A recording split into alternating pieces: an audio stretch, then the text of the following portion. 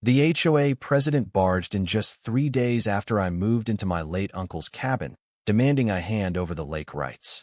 Little did she know, I owned the marina docks her whole upscale neighborhood relied on for their boats.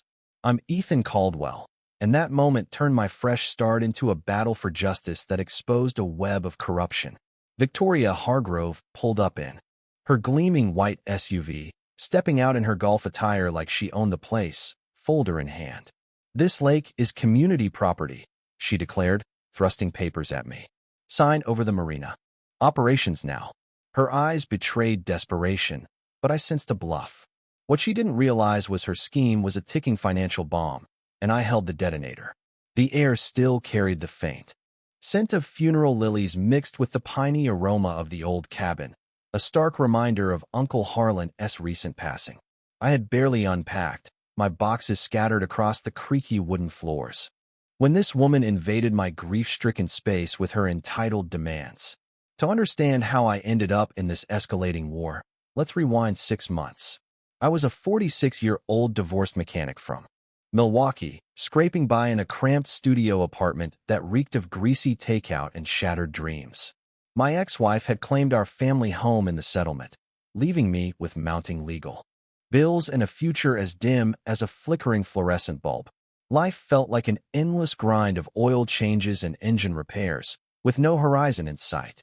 Then, the call came about Uncle Harlan, the reclusive family outlier who'd lived alone for 45 years on this breathtaking lakefront property in Wisconsin. He was the black sheep, rarely attending gatherings, but his journals and stories painted him as a guardian of the land, fending off opportunists with quiet determination. The funeral was sparse, just me and a handful of weathered locals who murmured tales of his steadfast resistance against encroaching developers.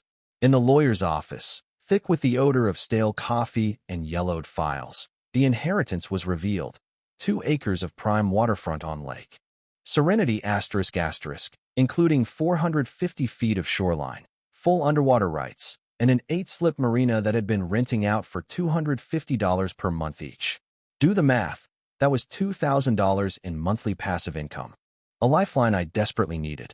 Underwater rights. I asked, puzzled. The lawyer explained it meant ownership of the lake bed itself, a rarity that made the property invaluable. Arriving at the site, I was awestruck. Towering maples framed a sturdy 1958 cabin with good bones, its weathered siding telling stories of decades of resilience.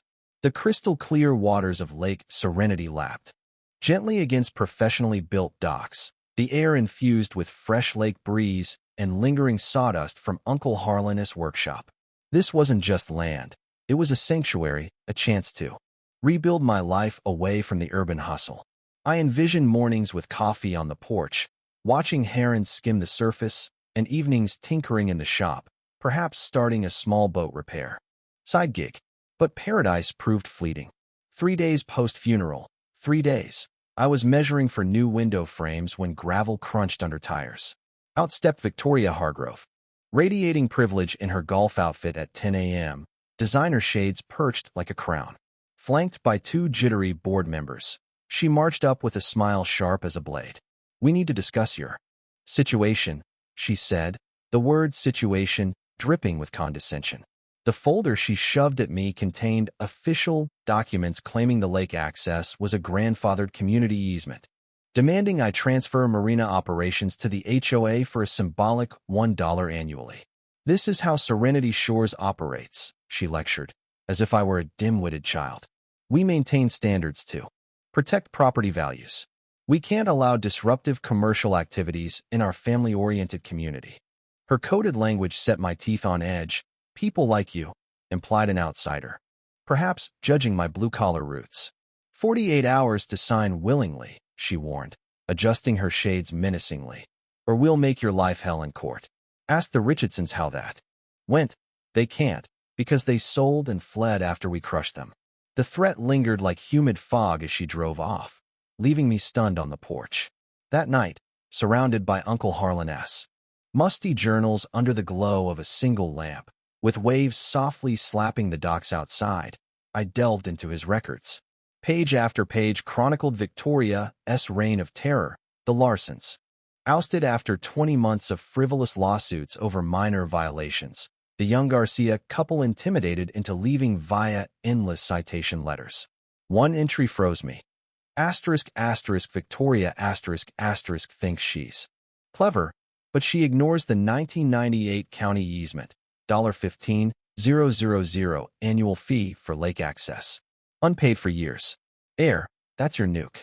Another detailed how the marina rested on his lake bed, every slip, post, and chain was his by deed. Let the vultures circle, he wrote. The next owner has the ammo. My hands trembled as I absorbed this. This wasn't mere property squabble. It was a bully's empire. Built on harassment, stealing homes through legal attrition.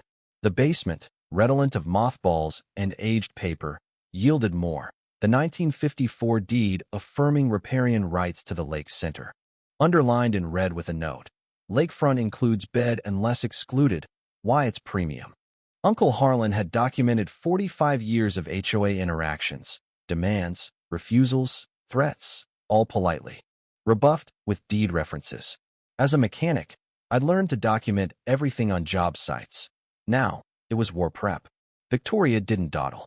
Post-ultimatum, vehicles invaded, county inspector.